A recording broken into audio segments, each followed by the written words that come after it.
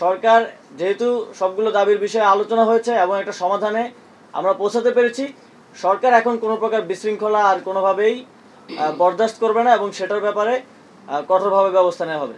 আপনারা জানেন যে এই সরকার গঠনের পর থেকেই যেহেতু একটা গণতান্ত্রিক পরিবেশ তৈরি হয়েছে বাংলাদেশে, দীর্ঘ বঞ্চনা এবং যেই বৈষম্যের শিকার দেশের মানুষ প্রতিটি সেক্টর থেকেই সবাই তাদের সেই কথাগুলো, সেই দাবিগুলো নিয়ে এসেছে। একইভাবে শ্রমিকরাও তাদের দাবিগুলো নিয়ে এসেছেন এবং এই সমস্যা তো আর আজকে তৈরি হয়নি, এই সমস্যাটা দীর্ঘদিনের। আমরা এর আগেও দেখেছি যে বিভিন্ন শ্রমিকদের দাবি আছে এবং মালিক শ্রমিকের মধ্যে বিভিন্ন বোঝাপড়ার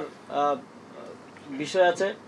এবং বিগত সরকারের আমলে শ্রমিকদের সকল দাবিকে দেখা গেছে বিভিন্নভাবে দমিয়ে রাখা হয়েছে। তাদের বিভিন্ন আন্দোলনে 2023 সালে আমরা দেখেছি হামলা করা হয়েছে। এই সরকার দায়িত্ব নেওয়ার পর প্রথম থেকে আমরা বলেছি যে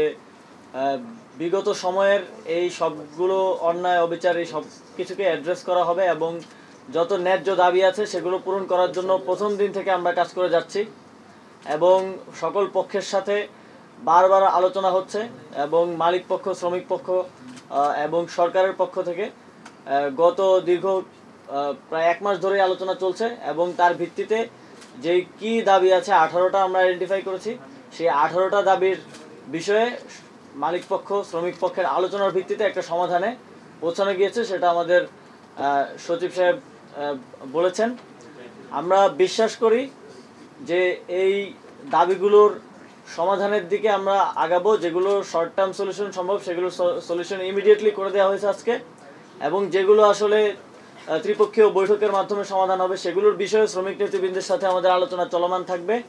শ্রমিক নেতৃবৃন্দ এই আহ্বান জানিয়েছেন এবং আমরাও সরকারের পক্ষ থেকে এই আহ্বান জানাতে চাই যে আপনাদের ন্যায্য দাবিগুলো মেনে নেওয়া হয়েছে এবং যেই দাবিগুলো সময় সাপেক্ষে আলোচনার ভিত্তিতে আপনাদের শ্রমিক নেতৃবৃন্দের সাথে মেনে নেওয়া যায় সেগুলো আমরা মেনে নেব খুব দ্রুতই। আপনাদের প্রতি আহ্বান থাকবে দেশের শিল্পকে বাঁচানোর জন্য, দেশের সার্বিক আইনশৃঙ্খলা পরিস্থিতির উন্নয়নের জন্য এবং যেই নতুন বাংলাদেশ অনেক রক্তের বিনিময়ে আমরা অর্জন করেছি তাকে সমুন্নত রাখা এবং সামনের দিকে এগিয়ে নেওয়ার জন্য আপনারা স্ব কর্মস্থলে ফিরে যাবেন। আগামীকাল থেকে প্রত্যেকটা কারখানা যাতে চলমান থাকে, প্রত্যেকটা কারখানার কার্যক্রম চলমান থাকে, আমাদের ইন্ডাস্ট্রি যাতে বাঁচে, আমাদের শিল্প যাতে হাতছাড়া না হয়, সেজন্য শ্রমিক, মালিক, সরকার সবাই ঐক্যবদ্ধভাবে আমরা কাজ করব এবং শ্রমিকদের প্রতি আহ্বান থাকবে আপনারা কর্মস্থলে ফিরে যাবেন। আলটিমেটলি যদি শিল্প না বাঁচে তাহলে শ্রমিকও বাঁচবে না, এই সরকারেরও প্রয়োজন হবে না এবং মালিকও বাঁচবে না। তাই আমাদেরকে শিল্পকে বাঁচাতে হবে, আমাদের ইন্ডাস্ট্রি যাতে আমাদের হাতে থাকে সেটা নিশ্চিত করতে হবে এবং মালিক পক্ষের প্রতি আমার আহ্বান থাকবে যে শ্রমিকের যেই বেতন, যে জায়গায় বকেয়া বেতন আছে খুব দ্রুত পরিশোধ করার জন্য আপনারা ব্যবস্থা নেবেন এবং আগামীকাল থেকে এই দাবিগুলো মেনে নেওয়ার প্রেক্ষিতে